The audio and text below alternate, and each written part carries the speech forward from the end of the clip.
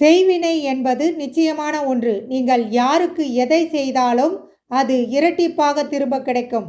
அது நன்மையாக இருந்தாலும் சரி, தீமையாக இருந்தாலும் சரி. பிரச்சனை இல்லா வாழ்க்கை கேட்காதே. கண்டிப்பாக என்னால் அதை தர முடியாது. பிரச்சனையை எதிர்கொள்ளும் சக்தியை கேள்.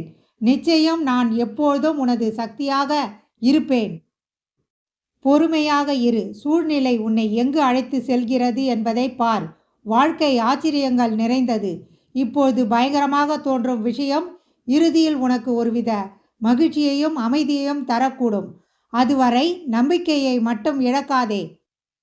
நினைப்பது போல் வாழ்க்கை எல்லோருக்கும் அமைந்து விடுவதில்லை. அழகாய் அமைந்த வாழ்க்கையை கூட சிலருக்கு வாழத் தெரிவதும் இல்லை. வாழ்க்கை என்பது சூரியன் அல்ல, என்றும் முழுமையாய் பிரகாசிக்க. அது நிலவை போன்றது. அதில் வளர்பிறை, தேய்பிறை என அனைத்தும் இருக்கும். ஒரு நாள் மறைந்தும் போகும். தவறாக நினைப்பவரிடம் நீ எதை செய்தாலும் குற்றமே. அமைதியாய் ஒதுங்கிவிடு. நல்ல எண்ணங்கள் நமக்குள் இருக்கும் வரை யாருடைய கணிப்பும் தேவையில்லை.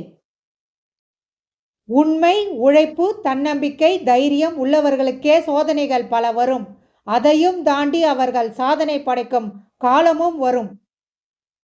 இறந்த கால இழப்புகளும் எதிர்கால எதிர்பார்ப்புகளுமே மருந்தில்லா மனக்கவலைக்கு முக்கிய காரணமாகும். அதை நினைக்காதவர்களுக்கே வாழ்க்கை பரிபூர்ணமாகும். உன்னுடைய உள்ளத்தில் தவிப்புகளை புரிந்து கொள்ளாதவர்களோடு நீ நெருக்கமாக இருப்பதை விட சிறிது இடைவெளி விட்டு இருப்பதே சிறந்தது. சிறு தவறுக்காக ஒருவரை விட்டு விலகாதீர்கள். அதுவே உங்கள் வாழ்வில் பெரும் தவறாக மாறவும் வாய்ப்புள்ளது. இன்னொருவரின் சொல் கேட்டு நம்மை ஒருவர் ஒதுக்கினால் விட்டுவிடுங்கள். அப்படிப்பட்டவரின் அன்பில் ஒருபோதும் நேர்மையோ உண்மையோ இருக்காது. மனிதர்கள் நல்லவர்களை நம்புவதில்லை. நல்லவர்கள் போல் நடிப்பவர்களை தான் நம்புகிறார்கள். கர்ணன் துரியோதனனை நம்பியதைப் போல.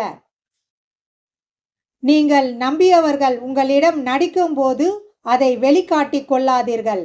அவர்கள் உங்களை ஏமாற்ற வேறு வழிகளை தேட ஆரம்பித்து விடுவார்கள். கவனமாயிருங்கள்.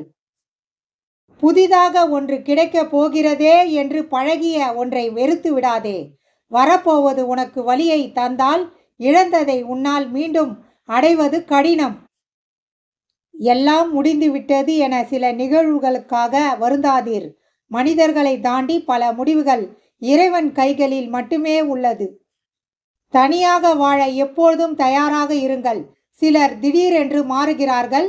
இன்று நீங்கள் அவர்களுக்கு முக்கியம், நாளை நீங்கள் அவர்களுக்கு ஒன்றுமில்லை.